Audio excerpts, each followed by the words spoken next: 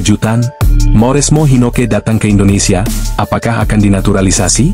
Baru-baru ini jagat sepak bola nasional dibuat heboh dengan kabar datangnya 3 pemain keturunan ke Indonesia. Salah satu yang paling menyita perhatian tentu saja adalah Mauresmo Hinoke, striker muda berusia 20 tahun yang saat ini bermain untuk klub Belanda, Top OSS.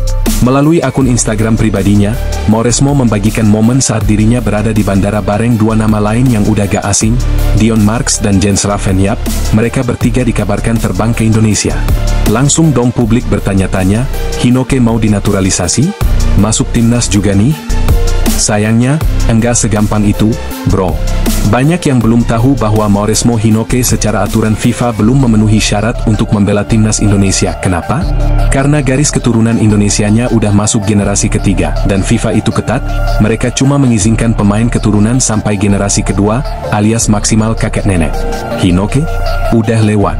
Jadi secara hitung-hitungan, dia nggak eligible alias gak bisa langsung dinaturalisasi buat main di timnas. Satu-satunya jalan, Hinoke harus tinggal di Indonesia selama 5 tahun berturut-turut. Tapi ya realistis aja, sekarang dia lagi fokus bangun karir di Belanda, dan kemungkinan buat stay 5 tahun di Indonesia, ya masih jauh banget. Terus, ngapain dong Hinoke ke Indonesia? Nah, ini yang bikin netizen makin penasaran. Beberapa spekulasi muncul, dari mulai kunjungan pribadi, promosi, sampai kemungkinan cuma datang buat nonton langsung laga timnas Indonesia di kualifikasi Piala Dunia. Yang menarik, 2 teman seperjalanannya, Jens Raffen dan Dion Marks, udah sah jadi warga negara Indonesia. Jadi bisa aja ini semacam perjalanan nostalgia, mereka ke tanah air leluhur, atau sekadar ikut support timnas. Tapi tetap aja, kehadiran Hinoke sukses bikin publik baper, karena sebenarnya dia termasuk striker muda yang potensial banget. Mauresmo sendiri belum kasih penjelasan resmi soal tujuan perjalanannya ini. Tapi yang jelas, kabar dia datang ke Indonesia udah cukup buat bikin netizen berharap lebih, meskipun tahu peluangnya buat jadi bagian skuad Garuda masih tipis. Tapi apapun agendanya, Hinoke udah kasih sinyal positif bahwa dirinya tetap punya hubungan emosional dengan Indonesia. Dan siapa tahu, di masa depan, regulasi berubah atau Hinoke serius ambil jalur tinggal 5 tahun, baru deh kita bisa lihat dia berkostum merah putih. Untuk sekarang, kita nikmati dulu kehadirannya di tanah air dan doakan aja yang terbaik buat perkembangan karirnya ke depan.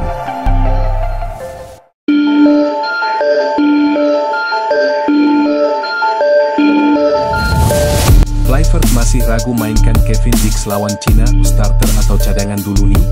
Menjelang laga panas melawan Cina di kualifikasi Piala Dunia 2026, muncul satu nama yang bikin banyak fans was-was tapi juga penasaran. Kevin Dix, bek kanan andalan ini baru gabung ke timnas di kloter terakhir, barengan dengan kiper utama kita, Martin Paes. Tapi beda nasib, Paes udah pasti absen lawan Cina gara-gara akumulasi kartu. Sementara itu, Kevin Dix masih penuh tanda tanya. Pelatih timnas Indonesia, Patrick Kluivert, sendiri ngaku terus mantau kondisi Kevin.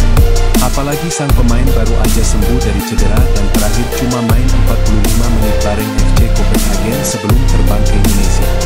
Gak cuma itu, dia juga harus melewati penerbangan jauh yang jelas bakal nguras stamina. Dan lo tahu sendiri, yang namanya laga internasional gak bisa dijalanin setengah-setengah. Setiap hari saya terus komunikasi sama dia, kata Kluivert.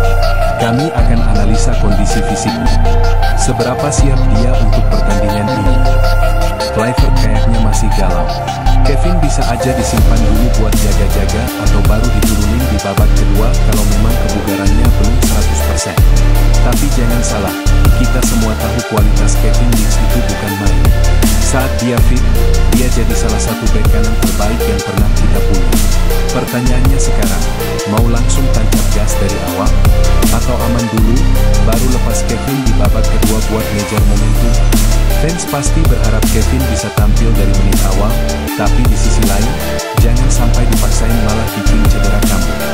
Biar gimana pun, pertandingan lawan Jepang tanggal 10 Juni nanti juga gak kalah penting.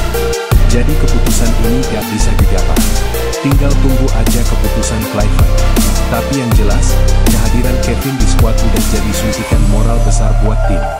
Dan kalau akhirnya diturunin, lo tahu sendiri, crossingnya bahaya, kecepatannya oke, dan dia bisa kasih dimensi serangan yang beda banget di sisi kanan.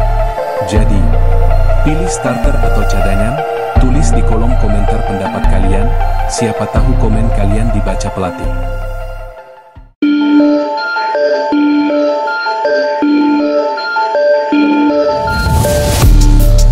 Drama masa depan Jay Itzes makin panas, bro.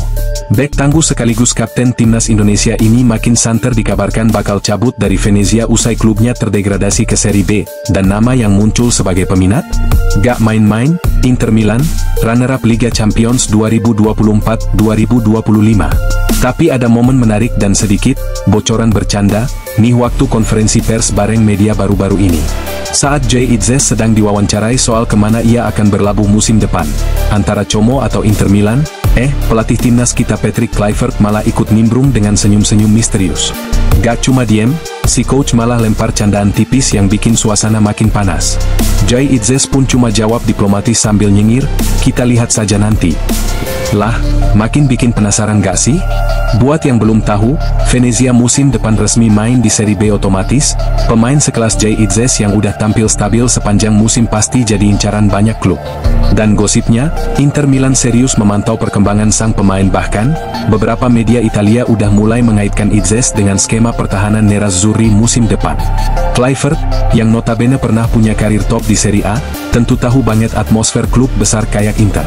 Jadi pas dia lempar senyum dan candaan pas Itzes ditanya soal transfer, netizen langsung pada mikir, wah ini MAH sinyal keras. Bisa jadi Kluivert cuma bercanda, tapi jangan lupa, dari senyuman dan candaan kadang lahir kebenaran. Apalagi kalau si pelatih emang udah tahu sesuatu di balik layar.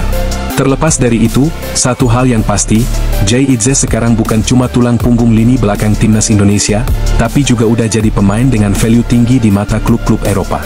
Dan kalau beneran ke Inter Milan, wah gila, level timnas kita bakal makin gak bisa diremehin.